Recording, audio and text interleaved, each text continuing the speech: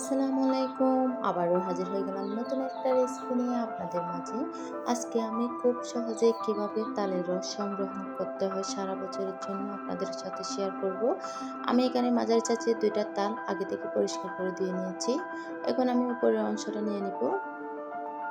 এখন আমি খুব সহজে তালের খোসাটা ছিলে নিব এভাবে।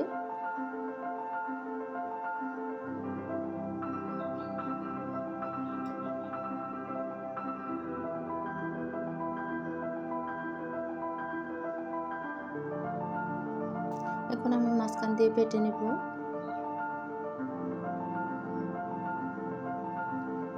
এই যে দেখুন ৩টা আটি হয়েছে। আমি একটা বাটি নিয়ে নিলাম, আরেকটা চালনি নিয়ে নিলাম। এখন আমি তালের আটিগুলোকে গ্রেট করে নেব। আপনারা চাইলে যে কোনো গ্রেটার দিয়ে এভাবে গ্রেট করে নিতে পারেন। আমি এভাবে সবগুলা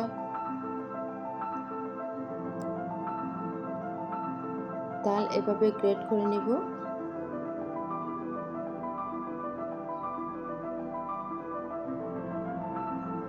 এই যে দেখুন কত সুন্দর আমার তালের রসটা হচ্ছে।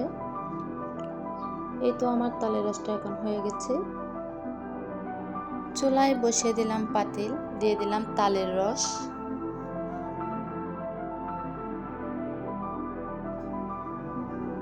এখন আমি তালের রসটাকে জাল করে নেব।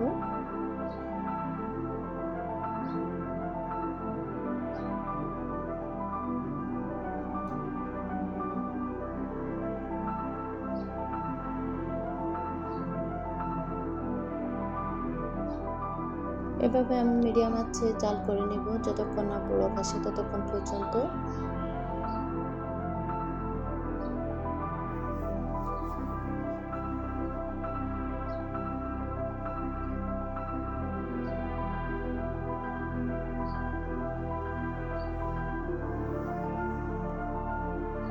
এই তো আমার তালের রসটা বলক ফুটে গেছে।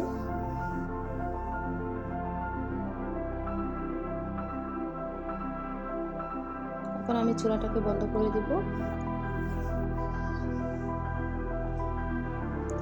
আমি এখন একটা টিস্যু ব্যাগ নিয়ে নিলাম কাপড়ের। আপনারা চাইলে যে কোনো সুতির কাপড়ও নিতে পারেন। এখানে আমি তালের রসগুলো দিয়ে দিলাম। এখন আমি মুখটাকে বন্ধ করে দিব।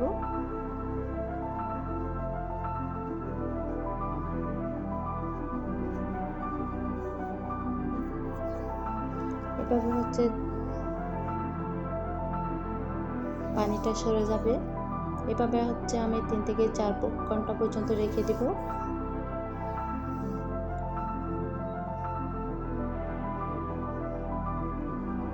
এই যে দেখুন অবশিষ্ট পানিগুলো কত সুন্দর বের হয়ে গেছে। এই যে দেখুন কত সুন্দর আমার তালের রসটা হয়ে গেছে। আপনারা চাইলে খুব সহজে এভাবে তিতা ছাড়া তালের রস ডিপ ফ্রিজে সারা বছরের জন্য সংগ্রহ করে রাখতে পারেন, যে কোনো পিঠা পায়েস খাওয়ার জন্য। ভিডিওটি দেখার জন্য অসংখ্য ধন্যবাদ। আল্লাহ হাফেজ।